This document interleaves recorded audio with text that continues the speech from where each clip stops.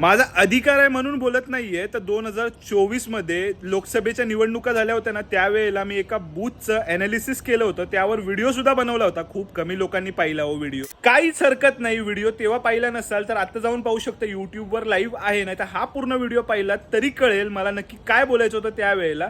तीच गोष्ट आज पण काही प्रमाणावर तशीच सत्य आहे. दक्षिण मुंबई मतदारसंघामधील एक XYZ नंबरचा बूथ, त्यावर जवळपास 816 मतदार रजिस्टर आहेत आणि हा खरा बूथ आहे. फक्त मी नंबरचा उल्लेख करणार नाहीये इथे. तर त्यापैकी 11 मतदार असे होते ज्यांना इलेक्शन कमिशननी मतदानाचा अधिकार नाकारला होता. त्यामुळे total register voters available to vote किती बनतात? 805. त्यापैकी जवळपास 455 लोकांनी त्या दिवशी मतदान केलं होतं. त्यामुळे 56% असे पर्सेंटेज निघत होते ज्या लोकांनी मतदान केलं होतं तेच.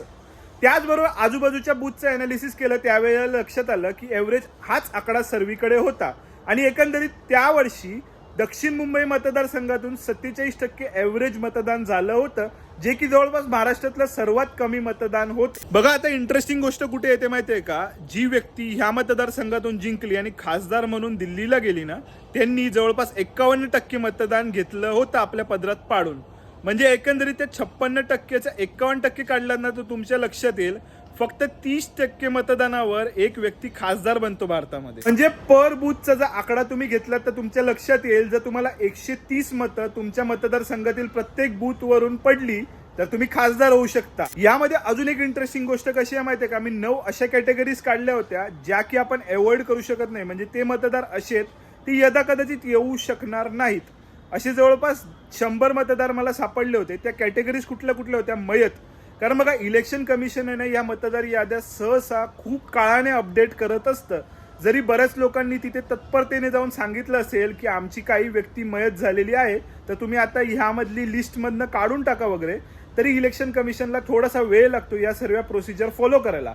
त्यानंतर स्थलांतर होतं लग्नामुळे किंवा इतर कारणांमुळे, आणि अनेक अशा गोष्टी आहेत जसं की काही कामानिमित्ताने मला मतदान करता आलं नाही, किंवा काही गव्हर्नमेंट सर्व्हिसेस अशा आहेत की त्यांना खरोखरच मतदान करता येत नाही.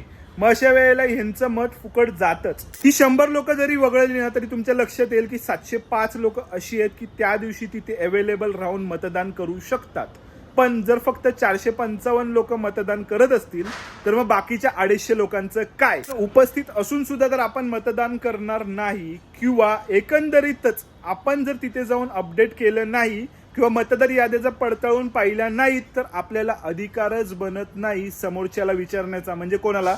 प्रशासनाला, आपल्या लोकप्रतिनिधींना किंवा मग इलेक्शन कमिशनला, की घोळ नक्की काय झाला आहे त्याबद्दलचा. आणि हर हर महादेव.